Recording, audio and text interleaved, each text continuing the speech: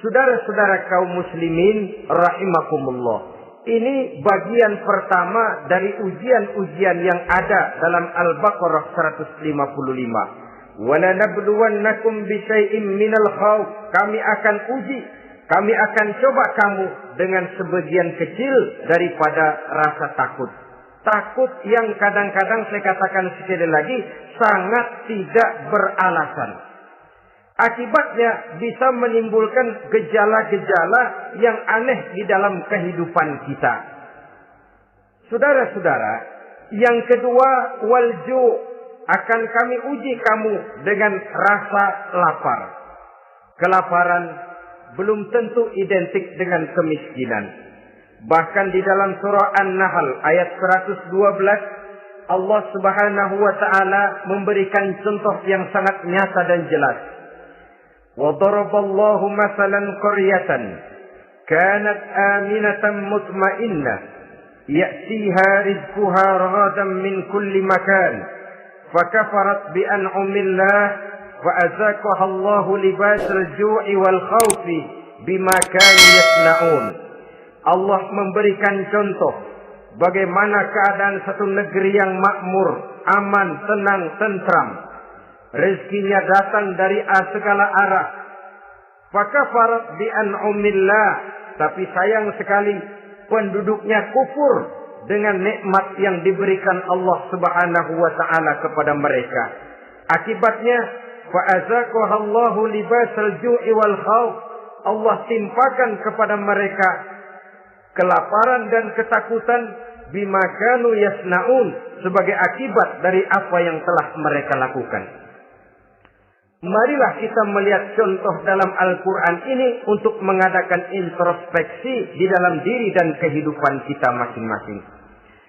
Adalah satu keberuntungan bahwa kita sebagai manusia dijadikan Allah sebagai khalifahnya di permukaan bumi ini, yang ditugaskan untuk membudidayakan alam, mengelola dan mengambil manfaatnya bagi sebesar-besar manfaat di dalam kehidupan kita. Dijadikannya bumi untuk tempat tinggal kita sebagai hamparan di mana segala fasilitas dan kebutuhan hidup kita tersedia. Tinggal lagi kita pandai-pandai mengelolanya. Apalagi buat kita muslim yang tinggal di persada Nusantara tercinta Indonesia ini. Satu negara yang orang katakan untayan jamrut katulistiwa, yang hijau ranau subur makmur, melahirkan slogan dengan kata gemah rifah loh jenawi toto tentram kerto raharjo. Negara yang demikian subur, negara yang demikian indah, negara yang demikian hijau ranau ini, apabila kita terkena fakafarat bi an'umillah, kufur kepada nikmat yang diberikan oleh Allah kepada kita, dia tidak akan mendatangkan ketenangan, dia tidak akan mendatangkan kesejahteraan, bahkan akan sangat boleh jadi akan menimbulkan kekacauan, ketidaktenangan dan kelaparan di tengah negara yang subur makmur. Inilah yang sangat menyedihkan. Kenapa ini bisa terjadi? Fakafarat bi an'umillah, orang kufur terhadap nikmat yang diberikan Allah Subhanahu wa taala. Diberikan negara yang subur, makmur, indah, hijau ranau, tapi dikelola dengan cara yang brutal dan membabi buta. Menguras sumber daya alam melampaui sebagaimana yang seharusnya, sehingga memperkosa keadaan alam itu sendiri. Hutan dan belukar yang ditebangi secara liar dan sembarangan akan melahirkan gurun-gurun pasir yang gersang dan tandus. Sehingga dengan demikian maka akan mengakibatkan malapetaka bagi kehidupan manusia itu sendiri. Begitu juga percobaan-percobaan ilmu pengetahuan yang mengundang dan mengandung reaktor-reaktor nuklir akan memberikan luka kepada alam itu sendiri, yang mengakibatkan akan kembali kerugian kepada makhluk bernama manusia. Saudara-saudara kaum muslimin rahimakumullah. Jadi dengan demikian, di dalam satu negara yang subur, hijau, ranau dan makmur, bisa saja terjadi kelaparan apabila kita ingkar, tidak mau bersyukur terhadap nikmat yang diberikan Allah kepada kita, kita kelola alam ini seenak perut kita saja dengan tidak memikirkan akibatnya di kelak kemudian hari nanti. Kita ambil satu contoh. Orang-orang tua kita dulu pada umur 60 tahun, 70 tahun, kalau dia menanam kelapa, orang lalu bertanya, kakek nanam kelapa untuk siapa nanti? Apa jawabannya? Untuk anak cucu saya. Umur 60 tahun atau umur 70 tahun, ia masih menanam pohon kelapa. Untuk apa katanya? Untuk anak cucu saya di belakang kemudian hari nanti. Orang yang bisa menanamkan sesuatu untuk generasi yang akan datang, itulah orang tua yang bijaksana. Tapi orang yang menanam sesuatu hanya untuk kepentingan dirinya sendiri saja, maka itulah orang yang hanya mementingkan diri sendiri atau orang egois. Tapi lebih celaka lagi, orang yang mau melakukan sesuatu yang akan meninggalkan akibat bagi generasi yang akan datang, akibat yang tidak baik, itulah orang yang aniaya, orang yang zalim di dalam kehidupan kita. Bumi, tempat di mana kita manusia tinggal, bukan satu wujud yang tanpa batas. Pernahkah kita membayangkan cuma satu bumi untuk dihuni oleh 5 miliar lebih dari makhluk bernama manusia, yang kadang-kadang pertumbuhan sarana untuk menunjang kehidupan tidak sepesat pertumbuhan jumlah makhluk bernama manusia itu sendiri. Oleh karena itu kita dituntut untuk pandai-pandai mengelola, membudidayakan alam ini dengan tetap menjaga keseimbangannya, sehingga bahaya kelaparan yang merupakan ujian di dalam kehidupan, insya Allah tidak akan kita temukan di dalam kehidupan kita. Saudara-saudara kaum muslimin rahimakumullah. Ini kelaparan dalam artian sebagai satu bangsa. Bisa juga kelaparan dalam artian dalam kehidupan pribadi daripada manusia. Hidup ini kata orang berjalan bagaikan roda pedati. Sekali tempo naik kita ke atas, lain saat turun kita ke bawah. Ada saatnya kita jaya, ada saatnya kita pun mengalami kemunduran. Oleh karena itu, pasang surut kehidupan ini membuat orang seharusnya sadar bahwa pasang surut itu tidak harus menyebabkan pasang surutnya dia di dalam melaksanakan ibadahnya kepada Allah Subhanahu wa Ta'ala. Kelaparan boleh jadi memang merupakan ujian untuk menguji nilai-nilai keimanan seseorang. Apabila dalam kondisi lapar imannya mantap, imannya teguh, imannya kuat, maka dalam kondisi di mana perutnya tidak lapar, tentu iman itu akan lebih bertambah mantap lagi. Kalau orang perutnya kenyang, kalau orang perutnya berisi penuh, lalu imannya stabil, kemudian pada saat kelaparan imannya pun mengalami penurunan, maka di situ nyata, di saat dia diuji dengan kelaparan, kualitas imannya ikut menyurut, mundur ke belakang, dan mengalami proses degradasi, proses peluncuran, dan penurunan. Oleh karenanya, marilah kita menyadari, Allah Subhanahu wa Ta'ala senantiasa memberikan yang terbaik kepada kita bersama. Kelaparan, apabila kita terima dengan sikap lapang dada, tidak akan menyebabkan kita menjadi berbuat nekat. Tetapi kita tetap dalam kontrol, tetap dalam keadaan yang stabil, tidak keluar dengan melakukan perbuatan-perbuatan yang negatif. Bagaimanapun kita ingin membela dan mempertahankan kelangsungan hidup, betapa dan bagaimanapun kita ingin menjaga kelangsungan perut, namun kita tetap tidak keluar dari norma-norma dan kaedah-kaedah yang telah ditentukan di dalam kehidupan beragama. Inilah cobaan yang kedua yang ada dijelaskan dalam Al-Baqarah ayat 155 tadi berupa kelaparan. Yang ketiga, wa naqsim minal amwal, kekurangan harta alias kemiskinan. Kemiskinan, saudara-saudara, merupakan ujian dari Allah Subhanahu wa Ta'ala untuk menguji sejauh mana kekuatan iman yang kita miliki di dalam kehidupan. Tetapi sesungguhnya bukan hanya kemiskinan, Kekayaan pun pada hakikatnya juga merupakan ujian. Namun umumnya manusia akan lebih merasa diuji jikalau dia miskin daripada diuji jikalau dia menjadi orang yang kaya.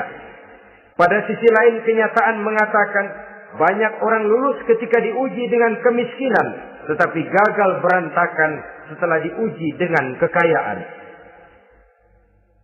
Kemiskinan pun apabila kita lihat dari segi kehidupan bermacam bentuknya. Ada kemiskinan di bidang ilmu pengetahuan. Karena kemiskinan dan kebodohan memang merupakan dua saudara yang seakan-akan sekandung. Yang satu bisa menimbulkan yang lain, tapi paling celaka kalau keduanya sudah berjalan beriringan. Maksud saya, kemiskinan bisa menimbulkan kebodohan, kebodohan bisa menimbulkan kemiskinan, tapi yang paling celaka sudahlah miskin, bodoh pula. Miskin ilmu. Yang kedua, miskin akhlak. Ini lebih parah lagi daripada miskin ilmu. Kalau miskin ilmu orang sekedar goblok bin bodoh alias tolol, maka miskin akhlak ini menyebabkan orang kurang ajar, tidak punya budi pekerti. Sehingga dengan demikian miskin akhlak sesungguhnya lebih bahaya daripada miskin ilmu. Adapun miskin yang kita kenal pada umumnya dan juga yang dimaksud dalam ayat ini adalah miskin harta. Imam Ali karramallahu wajhah pernah memberikan peringatan. Kadal faqru ayyakuna kufran. Boleh jadi kemiskinan mendekatkan orang kepada kekufuran. Dengan kata lain, biasanya kemiskinan bisa membuat orang nekat. Kalau sudah nekat, maka bukan cuma harga diri yang terjual, bukan cuma keluarga yang terjual, bukan cuma nilai-nilai materi yang dimilikinya yang terjual, bahkan iman dan keyakinannya, akidah dan pandangan hidupnya pun tidak akan segan-segan digadaikannya, dijualnya untuk mengatasi kelaparan dan kemiskinan itu tadi. Padahal selalu diingatkan, pandangan dan keyakinan, iman sesungguhnya merupakan insan paling mahal, sesungguhnya merupakan mutiara paling berharga di dalam kehidupan kita. Maka kemiskinan memang merupakan ujian. Banyak orang yang kebal berhadapan dengan segala macam cobaan, tapi pada saat diuji dengan kemiskinan, ia tidak tahan diri, ia tidak sanggup menjaga dan mempertahankan akidahnya, maka akidah yang cuma satu-satunya pun ikut terjual juga adanya. Saudara-saudara kaum muslimin rahimakumullah, mari kita menelusuri bahwa sesungguhnya Nabi menyatakan, ajaban li amril muslim, inna amrahu kullahu lahu khair. Aneh kata Nabi, aku heran kata Nabi, urusan orang Islam ini sesungguhnya semuanya baik. Baik bagaimana? Kalau dia kaya, dia bersyukur, dan itu baik. Kalau dia miskin, dia bersabar, itu juga baik. Jadi kaya bagi orang Islam baik, miskin bagi orang Islam juga baik. Kalau dia kaya, dia kan bisa berkata, alhamdulillah saya kaya, mudah-mudahan harta ini bisa menunjang ibadah saya kepada Allah Subhanahu wa taala. Baik. Kalau dia miskin, dia juga berkata, alhamdulillah saya miskin, mudah-mudahan di akhirat nanti pemeriksaannya tidak lama-lama seperti orang kaya. Ya kalau melarat yang mau diperiksa apaan? Memang nggak punya apa-apa. Yang kaya boleh jadi pemeriksaannya rada seret, banyak sikutannya. Saudara-saudara kaum muslimin, dua persoalan ini baik kalau kita tidak salah terima. Mana yang lebih baik? Tentu yang lebih baik menjadi orang kaya yang bersyukur. Dan itu memang wajar. Kaya, syukur. Miskin, sabar. Yang luar biasa kalau mau tahu, miskin, syukur. Kalau kaya, syukur memang mestinya. Miskin sabar. Ya mestinya lah, miskin kagak sabar mau kemana? Tapi yang luar biasa sesungguhnya, miskin syukur. Syukur bagaimana? Ya seperti saya katakan tadi. Alhamdulillah, mudah-mudahan di akhirat nanti pemeriksaannya tidak lama seperti orang yang kaya. Sehingga kata Nabi, setiap persoalan yang dihadapi umat Islam baik bagi dia. Miskin baik, kaya baik, asal orang tidak salah terima. Tapi sebaliknya, kalau salah terima, kaya lupa diri, miskin lupa daratan. Pada posisi di mana dia sebenarnya tidak bisa menerima kenyataan dengan baik, akhirnya kehilangan kontrol. Saudara-saudara kaum muslimin rahimakumullah. Karena itu pada pertemuan kali ini saya ingin mengajak kita bersama. Marilah kita menyadari betapapun kemiskinan yang datang menimpa, seluruhnya merupakan ujian yang datang dari Allah untuk menguji nilai-nilai keimanan kita. Jangan iman itu berubah, jangan akidah itu bergoyah, jangan keyakinan dan pandangan hidup itu tertukar dengan keyakinan dan pandangan hidup lainnya. Bahkan dalam kemiskinan, orang biasanya menemukan diri dan kepribadiannya. Dalam kemiskinan, orang bisa berjalan lebih lurus untuk mendekati Allah Subhanahu wa Ta'ala. Sesungguhnya kemiskinan bukan merupakan sesuatu yang harus kita takuti, apalagi kalau ia memang merupakan ujian. Kemiskinan yang merupakan ujian adalah kemiskinan yang akan berakhir dengan kebaikan.